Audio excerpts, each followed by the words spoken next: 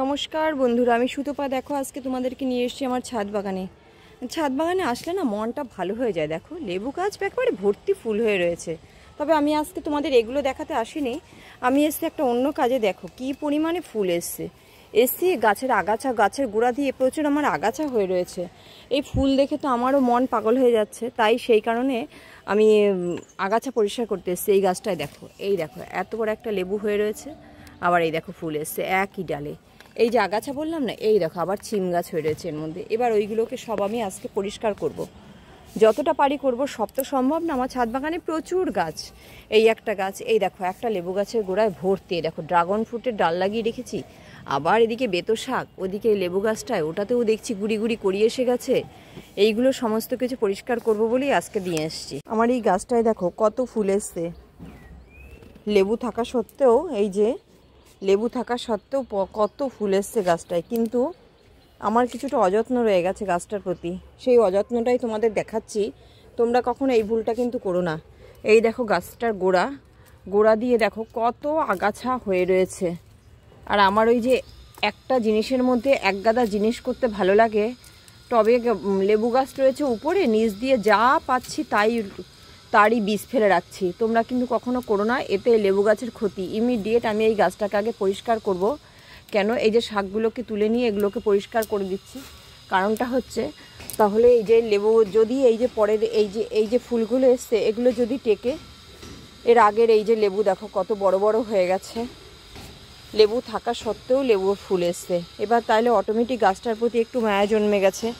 দেখি পরিষ্কার করে কটা টেকাতে পারি। এই অবস্থায় কিন্তু গাছে কোনো খাবার দিচ্ছি না, আমি খাবার দেব না। এইগুলো টেকার জন্য আমি কি করছি, রেগুলারই জল দিয়ে ধুয়ে দিচ্ছি, যাতে গাছে কোনো পোকা টোকা এসে না বসতে পারে। কারণ এর আগে আমার এই যে পোকা বসে, এই দেখো পাতাগুলো কেমন হয়ে গেছে, সেই কারণে জল দিয়ে গাছটাকে ধুয়ে দেওয়ার চেষ্টা করছি। এই যে দেখো নতুন গাছটা লাগিয়েছি, এটা একটা ইন্ডিয়ান মোসাম্বির চারা। দেখো কত সুন্দর করি এসছে। গাছটার বয়স এই 1.5 মাস হয়েছে আমি সবে লাগিয়েছি, কিন্তু আমার এই আগাছার জন্য, এই যে বেতো শাক, এগুলোর জন্য আমার মনে হচ্ছে ফুলগুলো টিকবে না। কেন বলছি, এই আগাটার কড়িগুলো অলরেডি ঝরে গেছে, এখন এইটাই আছে, দেখি এইটাই কি হয়। জল স্প্রে করে ধুয়ে দেবো। আর এই আগাছাগুলো সবার আগে আমি পরিষ্কার করে নিই। এখন এইখান থেকে তুলেছি, এগুলো সব একটা একটা করে এখন খুব সাবধানে তুলব, যাতে গাছের গোড়ায় কোনো ক্ষতি না হয়। আর এই গাছটার গোড়া দেখো, নতুন গাছ, এই যে এই ডালটাতেও এই দেখো করি এসছে। আর তোমাদের যদি আমার এই আগাছা পরিষ্কারের আইডিয়াটা ভালো লেগে থাকে, তাহলে চ্যানেলটাকে একটু সাবস্ক্রাইব করে দাও। কেন এরকম ছোটোখাটো বিভিন্ন রকমের আইডিয়া, আমার ছাদ বাগানে অনেক রকমের গাছ আছে, বিভিন্ন রকমের আইডিয়া যা হবে আমি সমস্ত কিছুই তোমাদের সাথে শেয়ার করব। এবং তোমরা সেটা যদি সাবস্ক্রাইব করো, তাহলে সেটা সহজেই তোমাদের কাছে পৌঁছে যাবে। সবথেকে নতুন বাগানিদের জন্য এগুলো একটু দরকার আছে। নতুন বাগানিরা সবসময় এরকম ছোটোখাটো আইডিয়া ওদের জন্য খুব দরকার। কারণ না হলে গাছ কিনে নার্সারি থেকে কেনার সঙ্গে সঙ্গেই কিছুদিনের মধ্যেই দেখা যায় গাছগুলো আস্তে আস্তে ঝিমিয়ে মারা যায়। তার কারণটা হচ্ছে আমরা বিভিন্ন রকমের এই যে ছোটোখাটো যে আইডিয়া যেগুলো, সেগুলো ভুল করে থাকি। এবার আমার হচ্ছে দীর্ঘদিনের অভিজ্ঞতা। এবার এই দীর্ঘদিনের অভিজ্ঞতাটাই তোমাদের সঙ্গে শেয়ার করার জন্যই তোমাদের বললাম চ্যানেলটাকে সাবস্ক্রাইব করে দাও। গাছা পরিষ্কারের মেন কারণ হচ্ছে গাছে পোকামাকড় বেশি ধরবে আর রোগ বেশি লাগবে, গাছের খাবার অন্য গাছে খেয়ে নেবে। সেই কারণেই আরও আগাছাগুলো বেশি করে তাড়াতাড়ি পরিষ্কার করে ফেলা দরকার। আমার ওই ফুলগুলো ঝরতো না আমি যদি একটু আগে খেয়াল করতাম। কারণ আমি খেয়াল করেছি, এখন ওই যে অতি লোভে কথা আছে না, অতি লোভে তাঁতি নষ্ট। আমার অবস্থা হয়েছে তাই, অতি লোভের জন্যই আমার এই যে লেবু গাছের ফুলগুলো ঝরে যাচ্ছে।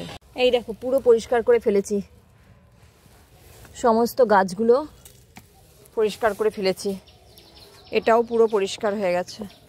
এই গাছে দেখো আমি এবার এটাকে করব কি, জল দিয়ে ভালো করে স্প্রে করে গাছটাকে ধুয়ে দেব।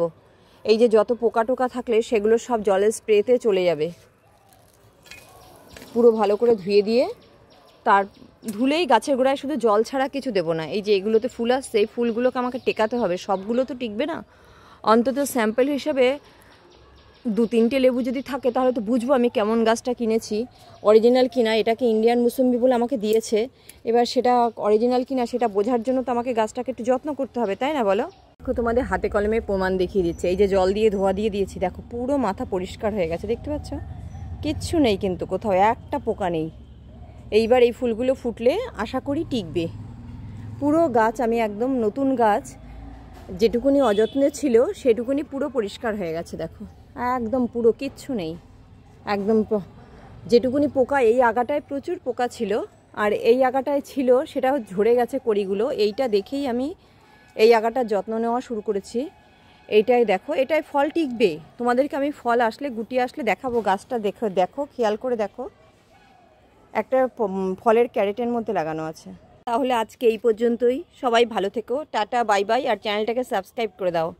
সুস্থ থেকো কিন্তু।